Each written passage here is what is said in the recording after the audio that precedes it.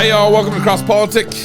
It's Beer and Psalms Wednesday for us. We missed it last week. Thank you for joining us on YouTube. And we shouldn't have. As you guys know, the full show happens on our app, happens on Facebook, happens But we do a little something here. any other place but YouTube, because what we say on YouTube usually gets censored.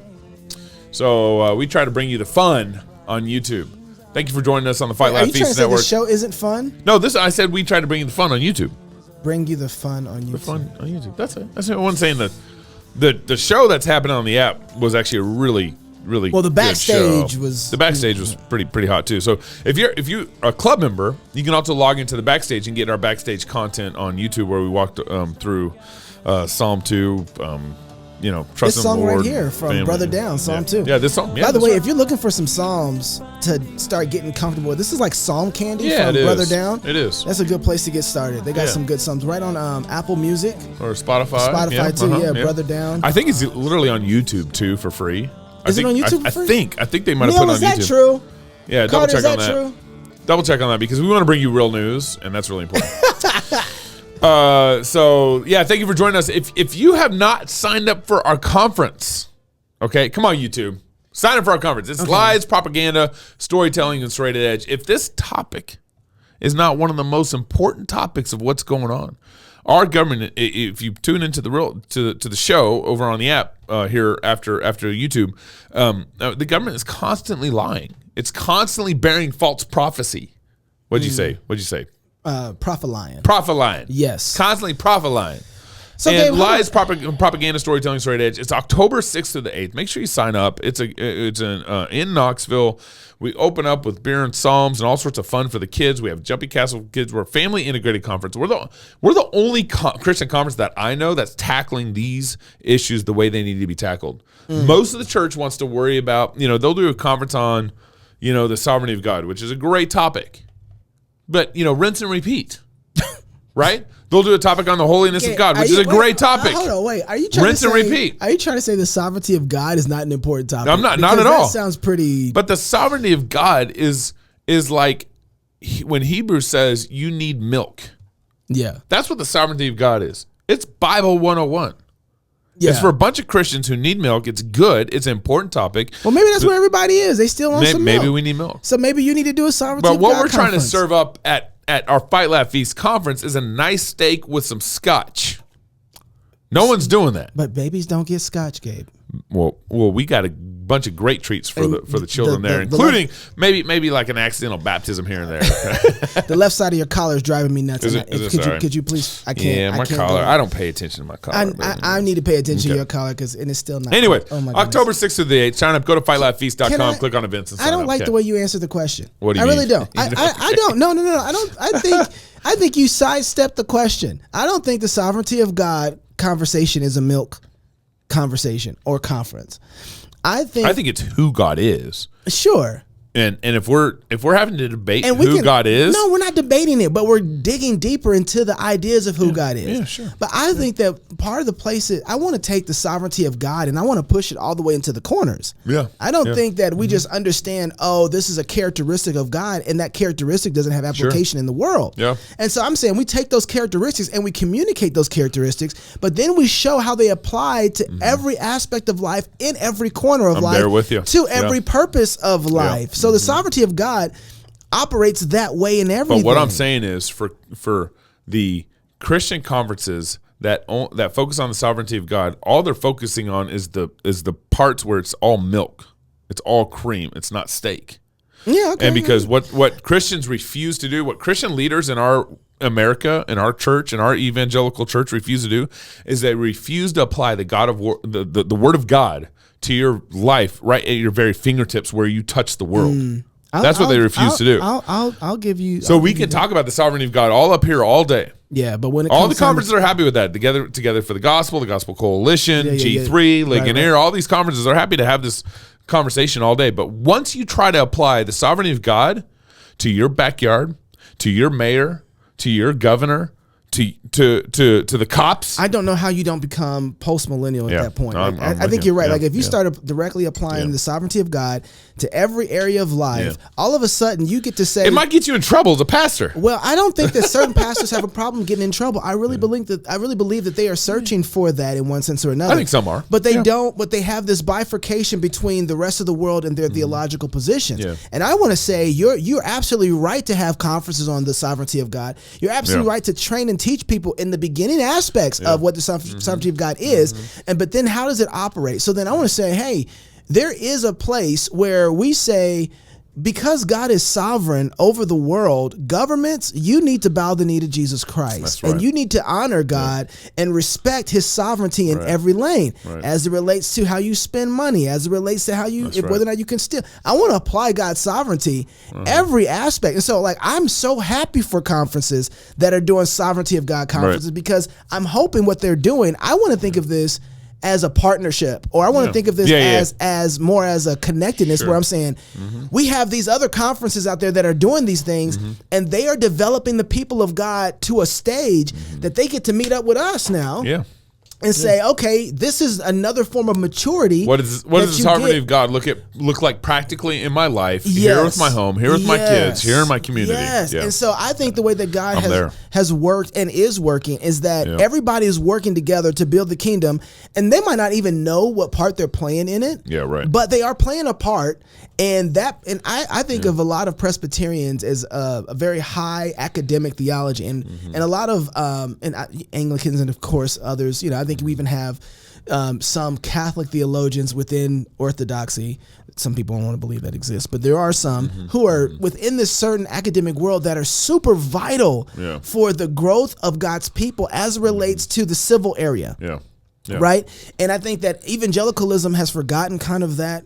Were there rules? Everyone has a little brother. Sure, absolutely. And so I just want to say that I think in the big scheme of things, God has in His kingdom a development side and an advanced team, just like we have the Army, we have the Navy, we have the Navy SEALs, we have the Special Forces. We have, and some people are still in boot camp, and there's boot camp stuff. We've gone through all of that, and I think in the big scheme of things, I'm grateful for those guys who are doing that, and I think that they're helping build up the next. You have to go through that to become a Navy SEAL. You have to go through that to be Special Forces, and so I'm careful about how I think about other conferences and other forms of evangelicalism. You always are a little more careful than I am. Because, I get it. Because I came through that. I came through those. I came through Wretched. I came through, Todd Friel and the Masters and John MacArthur and Way of the Master. And I'm grateful for all of that because those are foundational pieces that were able to be like a piece of Lego. It started, maybe it was the green ground, and other things have been able to build on those pieces to help make something that is strong and that can withstand and that can fight back and put rocket launchers on top of, right? And so I want to take all those things together and say, I see how this unifies. I see how this brings together. So I just disagree with you a little bit on it. And I think you're looking at it and I think you sit there and you're like, come on, guys. Come on. We can do better. Come on. I think you're like the coach who wants to say, come on, guys, we can. What is I love this from Rod Martin. This is horrible. What is this stuff? I think you look back and be like, come on. This is horrible. He's just a good coach. So anyway, but that's my position. So Psalm 2. Yeah, Psalm 2. So Psalm 2 is as you guys should be so familiar with this psalm. Let me get my phone off here. It says, why did the nations rage and the people plot vain things? The kings of the earth set themselves and the rulers take counsel together against the Lord, against his anointed, saying, let us burst their bonds apart and cast away their cords from us. He who sits in the heavens laughs. The Lord holds them in derision. Then he will speak to them in his wrath and terrify them in his fury, saying, as for me, I've set my king on Zion, my holy hill. Who's my king there? I will tell of the decree. The Lord said to me, you are my son. Today I have begotten you. The Lord said to me, you are my son. Today I have begotten you. Ask for me, and I will make the nations your heritage and the ends of the earth your possessions. You shall break them with the rod of iron and dash them in pieces like a potter's vessel. Now therefore, O kings, be wise, be warned. O rulers of the earth, serve the Lord with fear and rejoice with trembling. Kiss the Son, lest he be angry and you perish in the way. For his wrath is quickly kindled. Blessed are all who take refuge in him. One of the things we have to learn is that all psalms are resurrection psalms. Now, but within that, there's particular Psalms where you can't miss it. Right. Like this was just a resurrection psalm before David even dreamt of it, kind of thing. This is like, what do they call it? Based. This is a based resurrection psalm, right? And you'll see in the New Testament that Psalm 2 is quoted specifically, I think about 7 times, and then it was quoted in reference maybe another handful of times. The New Testament writers loved quoting the Psalms. And so the nice thing about being able to look at the New Testament and how they quote the Psalms, it's kind of like a commentary on the Old Testament a little bit. They quote the Psalms and put it kind of in this resurrection context, and they're like, oh, so that's what David meant. David meant a resurrection context in Psalm 2. The Lord said to my, when Psalm 110, the Lord said to my Lord. That's another resurrection psalm. So when we go through and we read these things, David is specifically talking about, like, this is a resurrection psalm and how he phrases and puts the phraseology together. So here, Paul in Acts chapter 18, to reiterate, Psalm 2 is a resurrection psalm. It's David specifically wrote it in reference to what does the kingship of Jesus look like when he's begotten. When he's risen from the dead, right? So here in Acts chapter 13, now Paul's talking here, Paul and Barnabas, Paul's talking here, and he says, and we bring you, verse 32, and we bring you the good news that what God promised to the fathers, this he has fulfilled to us, their children, by raising Jesus as it is written. So before I get there, and we bring you the good news, euangelion, the gospel, the good news. We bring you the good news that what God has promised to the fathers, what God has promised to the fathers. We're talking about the covenant gospel, the covenant blessing of the gospel. This he has fulfilled to their children. To their children. Actually, this is going to be more. I didn't even bring this up last time. We didn't bring this up. By raising Jesus, as is also written in the second Psalm. Paul quotes second Psalm and says, "You are my son; today I have begotten you." So when David was making that statement, he was talking about the resurrection. You are my son. Today I've begotten you. What's the today and what's the begotten? The begotten is Jesus rising from the dead. You are my son. Today I've begotten you. We're talking about a resurrection Lord. And then Paul goes on to say, and he says, as for the fact that he raised him from the dead, no more to return to corruption, he has spoken this way. So that's how we know it's specifically Paul's commenting on what David meant in Psalm 2. And then he goes on to quote another psalm. I will give you the holy and sure blessing of David. And then he goes and quotes another psalm. You will not let your Holy One see corruption. And then Paul quotes a prophet. He says, look, you scoffers, be astounded and perish, for I'm doing you a work in your days, a work you will not believe, even if one tells you. In the show, we actually covered a bunch of the stuff that's been going on with the Biden administration and all their false prophecies and all the things that they're like the kings of the earth who are plotting vain things. We're going to create a $23 trillion green climate economy. Yeah. They're plotting all these things. They don't believe that Jesus has been begotten. They don't believe that Jesus has been risen from the dead. And then it says, and this is really important, I think we should have hit on this earlier. It says, for so the Lord has commanded us, saying, I have made you a light for the Gentiles, that you may bring salvation to the ends of the earth. So Paul is arguing that this promise to the fathers, that's covenantal language, this promise to the fathers is fulfilled in their children. Who ends up being the children of Jesus? If the Father begets Jesus in the resurrection, who does Jesus beget? Jesus begets the world, not just the Jews, which is referenced here, specifically referenced here, but also the Gentiles, which is specifically referenced here. Jesus, the Psalm 2 is a gospel psalm. Evangelion is a gospel psalm to the whole world. And that gospel, we often think that the gospel is a declaration, hey, you need to accept Jesus in your heart. Yeah. But the gospel declaration that Paul's getting at here in Psalm 2 it's kind of the gospel declaration where he's saying, you need to kiss the Son.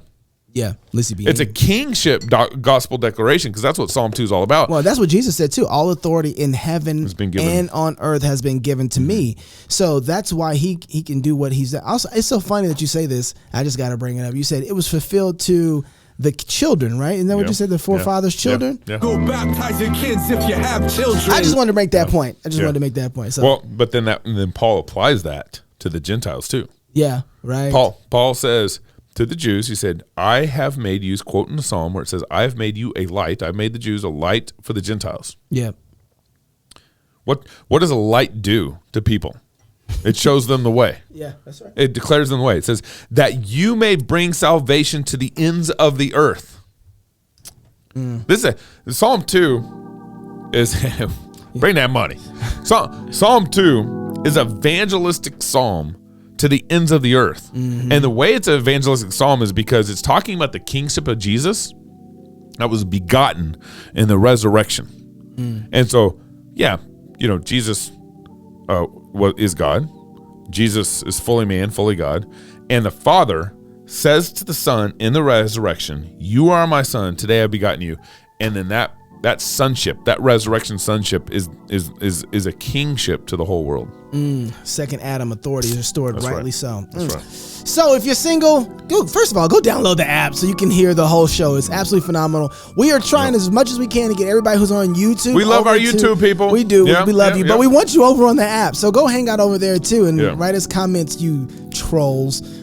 Inside the app, we'll take you over there too. We might kick you out a little faster. But if you're single, get married. If you're married, have you some kids. And if you have some kids, go baptize them. Until tomorrow, love God with all your heart, soul, mind, and strength. Love your neighbor as yourself. Go fight, laugh, and feast. This is Cross Politic.